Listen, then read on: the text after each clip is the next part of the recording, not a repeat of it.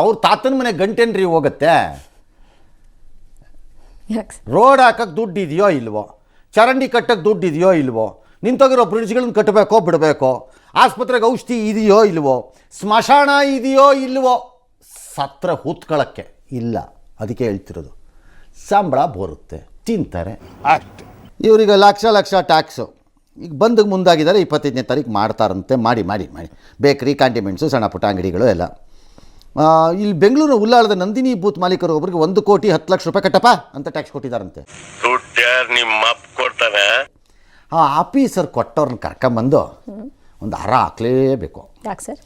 ಅಲ್ಲಪ್ಪ, ನಂದಿನಿ ಬೂತ್ ಮಾಲೀಕ ಏನೇ ವ್ಯಾಪಾರ ಮಾಡಿರಲಿ ಅಲ್ಲಿ 1 ಕೋಟಿ 10 ಲಕ್ಷ ಟ್ಯಾಕ್ಸ್ ಬಂತು ಅಂದರೆ ಟರ್ನ್ ಓವರ್ ಏನಪ್ಪ ಪಾರ್ಟಿದು? ಇನ್ಕಮ್ ಟ್ಯಾಕ್ಸ್ ಬರೀ ಹಾಲಲ್ಲೇ ಟರ್ನ್ ಓವರ್ ಏನು? ಈಗ ಯಾರೋ ಒಬ್ಬರು ವರ್ಷಕ್ಕೆ 10 ಲಕ್ಷ ಇನ್ಕಮ್ ಟ್ಯಾಕ್ಸ್ ಕಟ್ತಾರಂತೆ, ಆದಾಯ ತೆರಿಗೆ ಅಂದರೆ. ಅವ್ರ ಆದಾಯ ಎಷ್ಟು ನೋಡ್ರಿ? ಹಾಂ, ಟ್ಯಾಕ್ಸ್ ಕಟ್ತಾರೆ ಅಂದರೆ ಅವ್ರು ಆದಾಯ ಟ್ಯಾಕ್ಸ್ 10 ಲಕ್ಷ ಕಟ್ತಾರೆ ಅಂದರೆ ಹೌದು, ಅದನ್ನು ಯೋಚಿಸ್ಬೇಕಾಗುತ್ತೆ. ಹಾಗೆ ಇದು ವರ್ಷದ್ದು ಕೊಟ್ಟಿದ್ದಾನೆ.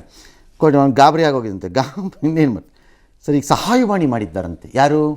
ವಾಣಿಜ್ಯ ತೆರಿಗೆ ಇಲಾಖೆ. ಓಹೋ, ಔಟ್ಸಿದ್ರೆ ಕ್ಲಿಯರ್ ಮಾಡ್ಕೊಳ್ಳಿ. ಆಮೇಲೆ ಹಂಗೆ ಹಂಗೆ ಒಂಚೂರಲ್ಲಿ ವಿಷದ ಬಾಟ್ಲು ಇಟ್ಬಿಡಿ, ಅಂದರೆ ನಿಮ್ಮ ಫ್ರೀ ವಿಷ ಎಲ್ಲರಿಗೂ. ಬರೀ ಇಂಥದೆಯಾ? ಬೇರೆ ಸೊಲ್ಯೂಷನ್ ಇಲ್ಲ. ಕಚಡಗಳನ್ನು ತೊಗೊಂಬಂದು ದರಿದ್ರದ ಈ ಸರ್ಕಾರದವ್ರುಗಳು, ಮಾನ ಮರ್ಯಾದೆ ನಾಚಿಕೆ ಇಲ್ಲದೆ ಇದ್ದವ್ರುಗಳು, ಬಡವರ ಹೆಸರು ಹೇಳ್ಕೊಂಡು ಬದುಕುವಂಥ ಕಚಡಗಳು ಎಲ್ಲರೂ. ಅವತ್ತಿಂದ ಹೇಳ್ತಾ ಇದ್ದೀವಿ, ಯಾವನಾರೊಬ್ಬ ಸೀನಿಯರ್ ಆಫೀಸರ್ ಕೂತ್ಕೊಂಡು ಯೋಗ್ಯತೆ ಇಲ್ಲದೆ ಮಾಡೋಕ್ಕಾಗ್ತಾ ಇಲ್ಲ, 3 ಹೊತ್ತು ರಾಜಕಾರಣ ಮಾಡ್ಕೊಂಡು ಸಾಯ್ತೀರಿ. ಕೂತ್ಕೊಂಡು ಒಂದು ಮೀಟಿಂಗ್ ಮಾಡಿ ಹಿಂದಿಂದ ಏನಾಗಿದೆ ಅದನ್ನು ನೋಡಿಕೊಂಡು ಅದಕ್ಕೆ ಏನು ಮಾಡ್ಬೋದು.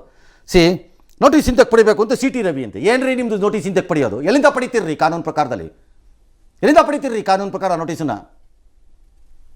ಇದು ಕೇಂದ್ರದವ್ರು ಕೊಟ್ಟಿಲ್ಲ ನೋಟಿಸು, ರಾಜ್ಯದವ್ರು ಕೊಟ್ಟಿರೋದು. ಕರೆಕ್ಟು. ಆ BJP ಅವರ ಜೊತೆ ಇದೆ, ಉಪ್ಪಿನಕಾಯಿ ಹಾಕೊಂಡು ನೆಕ್ಕಳಿ ನೀವು ಜೊತೆ ಇದ್ದರೆ. ಹೋಗಿ ಹೇಳ್ರಿ ನಿಮ್ಮ ನಿರ್ಮಲಾ ಸೀತಾರಾಮನ್ಗೆ, ಪ್ರಪೋಸ್ ಮಾಡಿ ಕೌನ್ಸಿಲ್ ಆಫ್ ಮಿನಿಸ್ಟರ್ ಇದರಲ್ಲಿ GST ಕೌನ್ಸಿಲಲ್ಲಿ ಸ್ಲ್ಯಾಬ್ ತೆಗೆಯೋಣ ಅಂತ. ನಿಮ್ಮದೇ ತಾನೇ? ಜೊತೇಲಿದ್ದಾರಂತೆ ಉಪ್ಪಿನಕಾಯಿ ಹಾಕೊಂಡು ನೆಕ್ಕಳಕ್ಕೆ ಜೊತೆಯಲ್ಲಿ.